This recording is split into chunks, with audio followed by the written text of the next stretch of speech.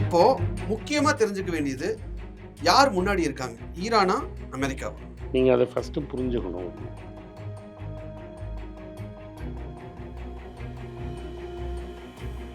ஈரான்ல இருக்கிற இந்த ரெஜீமை அமெரிக்கா மாற்ற முடியுமா முடியாதா அப்படிதான் கேள்வி.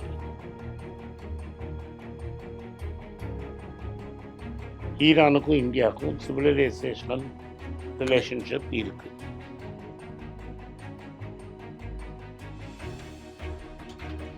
இந்தியன் ஓஷன்ல ஈரானோட ஷிப்பை மூழ்கடிச்சிருக்காங்க. ப்ளஸ் நம்ம ஏரியா ஆஃப் இன்ஃப்ளூயன்ஸ். நம்ம கவர்மெண்ட் ஏன் ஒரு வார்த்தை பேசல?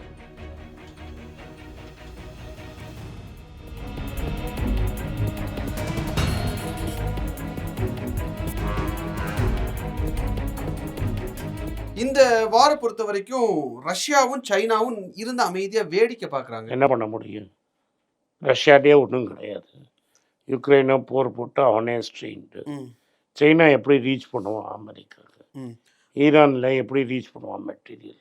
ஓகே சார், ஆனால் தர்க்மெனிஸ்தான் வழியா ஈரானுக்கு இவங்க வெப்பன் சப்ளை பண்ணுறாங்கன்ற செய்திகள்லாம் வருது.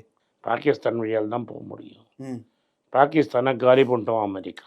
வார் ஸ்பேஸ் ஓப்பன் பண்ணி விட்டதுக்கே பெரிய ப்ராப்ளமாக இருக்குன்ற மாதிரி ஆர்டிகல்ஸ் நிறையா பார்க்குறோம். ஓகே சார், இப்போது ரஷ்யாவுக்கும் சைனாவுக்கும் இதுக்குள்ளே வந்தே ஆகணும் அப்படின்ற மாதிரி ஒரு சுச்சுவேஷன் இருக்குது. அது ரெண்டு காரணம் சொல்கிறாங்க. ஒன்று, அந்த ஸ்ட்ரைட் ஆஃப் மலாக்கா வழியாக தான் ட்ரேடு வந்து போய் ஆகணும் சைனாக்கு. ஒரு வருடம் சும்மா இருந்தால் சைனாக்கு ஒன்றும் ஆகாது. நான் சைனாவாக இருந்தால் சைனாவும் தான் பண்ணுவான். ஓகே, முடிஞ்சால் 5-10 குண்டை வந்து இவனுக்கு கொடுப்பான் ஈரானுக்கு. எதா முடியுதோ அதை அனுப்புவான், வேடிக்கை பார்ப்பான். ஏன்னா ஆல்ரெடி ட்ரம்ப்புக்கு பெரிய ப்ராப்ளம். $175 பில்லியன் வந்து திரும்பி கொடு எல்லா கம்பெனிக்குன்னு ஆர்டர் போட்டாங்க. இந்த வாரம் 4 வாரம் போச்சுன்னா 300-200 பில்லியன். ஸோ $400 பில்லியன் நீ கடன் வாங்கி ஆகணும். விலைவாசி ஏறும். அவனே அவன் தலையில் மண்ணள்ளி போட்டுக்கும் போது வை ஸ்டாப் தி ப்ராசஸ். ஓகே, ரெண்டாவது வந்து அந்த பெல்ட் ரோட் இனிஷியேட்டிவ்னு சொல்கிறாங்க சார். அது ஈரான் வழியாக தான் யூரோப்புக்கு போகுது. ஒரு வருஷம் எல்லாத்தையும் பிளாக் பண்ணேன்ப்பா. என்ன இடப்பா? அதுக்கப்புறம் என்ன நடக்குதோ பார்த்துக்கலாம். China is a capability to look at the very long term. முடிஞ்சதை ஹெல்ப் பண்ணுவான். இன்னும் 2 பிளேன் விழுந்தால் சந்தோஷமாக இருக்கும்னு 4 குண்டை கொடுப்பான். But the longer the war loss better for China. Okay okay fine. So உங்களை நான் டைரெக்டாக அடிக்க வேண்டாம், ஆனால் உன் பாக்கெட்டில் இருக்கிற காசை நான் காலி பண்ணிட்டே இருப்பேன். அதான் பண்ணிட்டேன்ல. $175 பில்லியன் திரும்பி கொடுக்கணும். நீ உன் கோர்ட்டே சொல்லிடுச்சு நேற்று, ஃபெட்ரல் கோர்ட்டே $175 பில்லியன் திரும்பி கொடுக்கணும். ரைட்டா? இந்த வாருக்கு அட்லீஸ்ட்டு ஒரு மாதம் போட்டேன்னா ஒரு $175 பில்லியன். $300 பில்லியன் நீ எங்கே உன்ட்ட காசு இருக்க? எல்லா இடத்துலையும் டேக்ஸை கட் பண்ணியிருக்கிற. டேரிஃப் போட முடியாது. எங்கே போன நோட்டு தான் நிற்கணும். நோட் அடித்தா என்ன சார் அடுத்தது நடக்கும்? இன்ஃப்ளேஷன் வரும். அப்போ இன்ட்ரெஸ்ட் ரேட் ஏறும். இன்ட்ரெஸ்ட் ரேட் ஏற்றுனா கோல்டு இறங்கும். அப்படி தான். அந்த இன்ட்ரெஸ்ட் ரேட் நீ ஃபிசிக்கலாக ஏற்றணும்ல, உன் எக்கானமியை படுத்துரும்ல. அது கோல்டு இறங்குறதுன்றது செகண்டரி. பட் அந்த இடத்துல உங்களுக்கு இன்ட்ரெஸ்ட் ரேட் ஏறிடுச்சு அப்படின்னா ஸ்ட்ரக் ஆகிடும். ஸ்டாக் மார்க்கெட் விழுந்துரும். Entire world will be in deciding. Okay sir, இப்போது ரஷ்யா வந்து உக்ரைன் அடித்ததுக்கு முக்கியமான காரணங்களில் ஒன்று, ஏன்னா நேட்டோவில் சேர்த்துக்கங்கன்னு உக்ரைன் போய் கேட்டது. அப்படி இல்லை பாஸ். ரஷ்யா யுக்ரைன் மேலே அமெரிக்கா ஒப்பந்தம் போட்டுது, நேட்டோவில் சேர்க்க மாட்டோம் யாரையும் பக்கத்தில். அதுக்கப்புறம் ஒரு ஃப்ரீ நாடு போய் கையெழுத்து போட்டால் நீ அதிலலாம் கை வைக்க முடியாது. இவனுக்கு என்ன ப்ராப்ளம்னா, பெலரூஸ் அப்படின்னு ஒரு ஊர் பக்கத்தில் இருக்குது, அங்கே இவனுக்கு கூஜா தூக்குறவன் உட்காந்துட்டான். யுக்ரைனில் இவனுக்கு கூஜா தூக்குறவனை இவங்க பிரசிடெண்ட்டாக போட முடியல.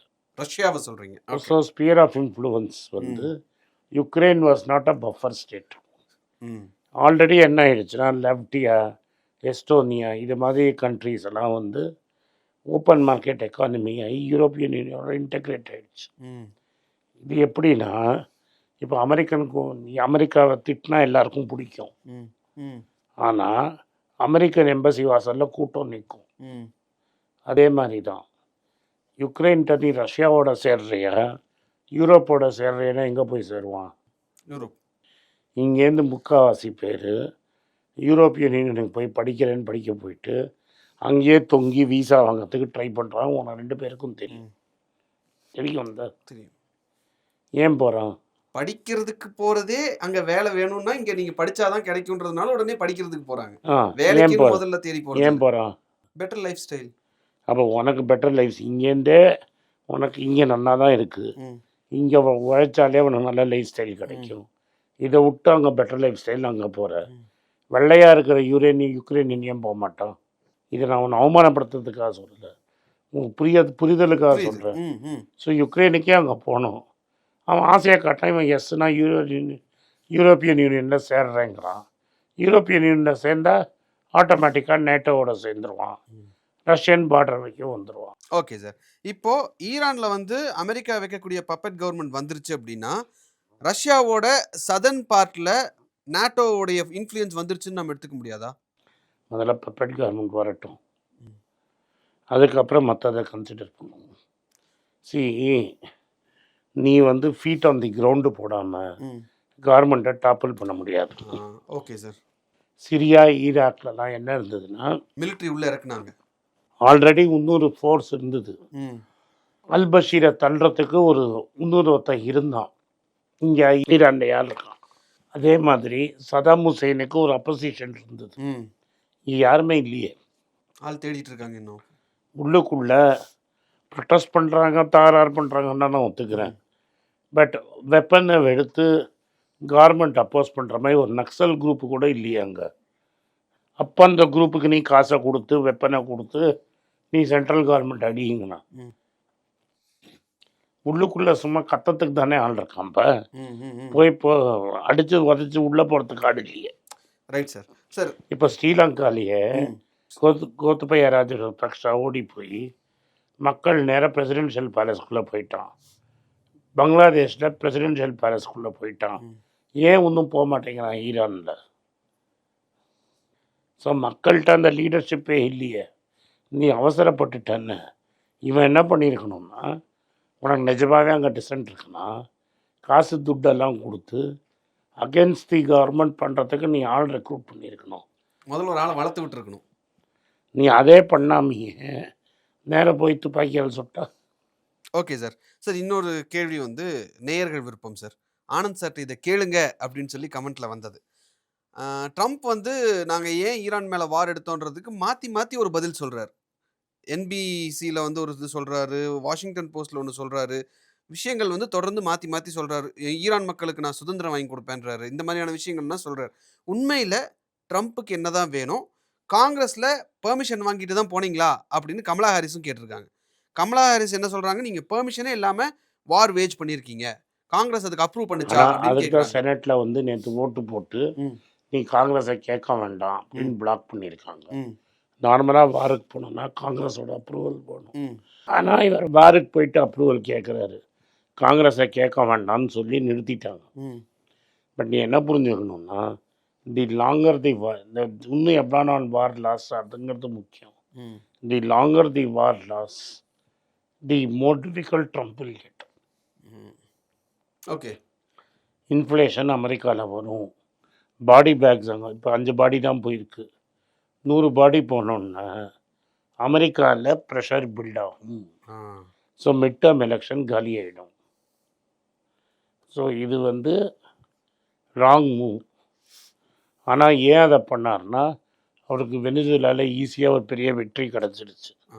ஆனால் வெனிசுலாவில் என்ன டிஃப்ரென்ஸ்னால், வெனிசுலாவில் அந்த டெப்டி பிரசிடெண்ட் இருந்தாங்கல்ல, நான் அவங்களோட டீல் போட முடிஞ்சது. அவங்க நீங்கள் சொன்னதெல்லாம் கேட்குறாங்க, எலெக்ஷன் நடத்துகிறேன்றாங்க. வேற நீ வந்து இங்கே டீல் போடுறதுக்கே உனக்கு ஆள் இல்லை. Okay sir.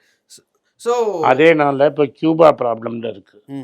ஸோ ஈரான் அடிக்காமல் அவர் கியூபாவை தூக்கி இருந்தாருன்னா இன்னொரு வெற்றி கிடச்சிருக்கும்.